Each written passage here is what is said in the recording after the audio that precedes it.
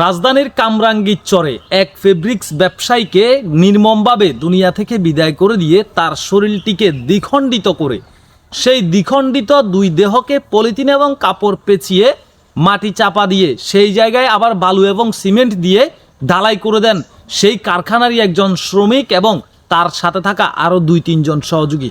দর্শক শ্রোতা, এই চাঞ্চল্যকর ঘটনাটি ঘটে যায় রাজধানীর কামরাঙ্গীর চরে।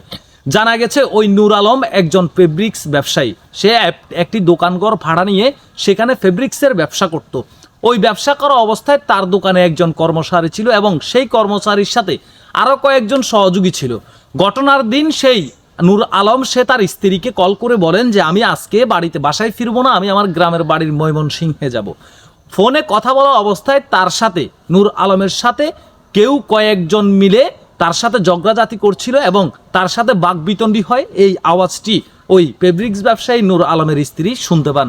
দর্শক শ্রোতা, তার পরবর্তীতে ফোন কল কেটে দেওয়ার পর থেকেই 3-4 দিন পর্যন্ত ওই নূর আলমের খোঁজ পাচ্ছিল না নূর আলমের পরিবার।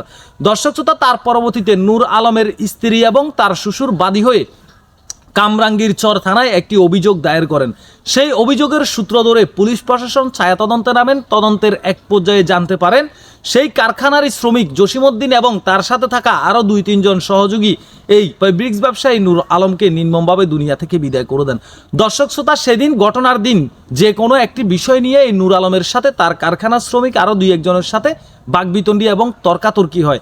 তর্কাতর্কির এক পর্যায়ে তাদের মেজাজ চওড়া হলে তারা একটি হাতুড়ি দিয়ে ওই ফেব্রিক্স ব্যবসায়ী নূর আলমের মাথায় জোরসোরভাবে আঘাত করেন। আঘাত করলে সে সেখানে মাটিতে নুয়ে পড়ে চিৎকার চেঁচামেচি করার চেষ্টা করলে তার মুখ চেপে ধরে তাকে কারখানার ভিতরে ঢুকিয়ে বিভিন্ন জিনিসপত্র দিয়ে তার শরীরের বিভিন্ন জায়গায় আঘাত করে তাকে দুনিয়া থেকে বিদায় করে দেন। তারপর তারা নিশ্চিত হয় নূর আলম দুনিয়া থেকে বিদায় হয়েছে কিনা। নূর আলমের দুনিয়া থেকে বিদায় হয়ে যাওয়া নিশ্চিত হওয়ার পরবর্তীতে তারা নূর আলমের দেহটি কি করবে সেটা নিয়ে প্ল্যান করছে।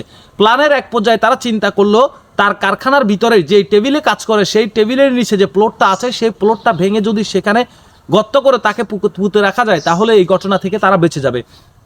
দর্শক শ্রোতা, যেমন চিন্তা তেমনই কাজ। তখন নূর আলমের দেহটিকে তারা দ্বিখণ্ডিত করে। দ্বিখণ্ডিত করার পরবর্তীতে 2 খণ্ডকে তারা প্লাস্টিক এবং কাপড় দিয়ে সুন্দরভাবে প্যাকেটিং করে সেখানে ওই টেবিলের নিচের প্লটটা ভাঙার পরবর্তীতে সেখানে তারা গর্ত করে নূর আলমের 2টি দেহ, দ্বিখণ্ডিত 2টি দেহ সেখানে মাটির নিচে চাপা দেয় এবং মাটি দিয়ে গুঁড়ার পরবর্তীতে তারা বালু এবং সিমেন্ট এনে সেখানে ঢালাই দিয়ে দেন।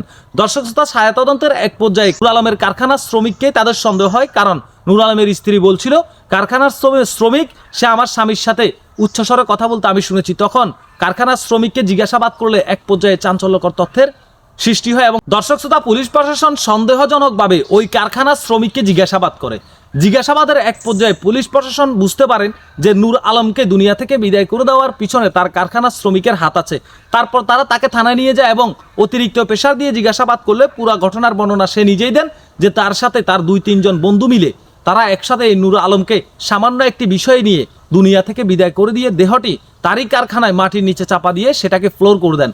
দর্শক শ্রোতা, তার পরবর্তীতে সেই তথ্য মোতাবেক পুলিশ প্রশাসন ঘটনাস্থলে আসে এবং সেই ফ্লোর ভাঙার পরবর্তীতে নূর আলমের দ্বিখণ্ডিত দেহটি সেখান থেকে উদ্ধার করে ঢাকা মেডিকেল কলেজের মর্গে পাঠানো হয়।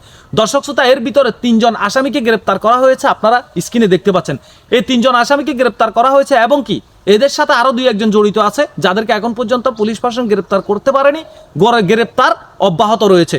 দর্শক শ্রোতা, পুলিশ প্রশাসন বলছেন যারা পুরো ঘটনার সাথে যতজন জড়িত আছে তাদের সবাইকে আইনের আওতায় নিয়ে আসা হবে। আমরা দাবি করব এই আসামিগুলোকে আইনের যেন সর্বোচ্চ সাজার আওতায় নিয়ে আসা হয়। এদের কারণে দেশের ভিতরে এরকম অস্থিতিশীল পরিস্থিতি, কোনো মানুষ জন্তু জানোয়ারকেও এভাবে দুনিয়া থেকে বিদায় করতে পারে না, অথচ একজন মানুষ হয়ে একজন মানুষকে এভাবে দুনিয়া থেকে বিদায় করে দেওয়া এটা আসলে দুঃসাহসিকতার পরিচয় দেয়।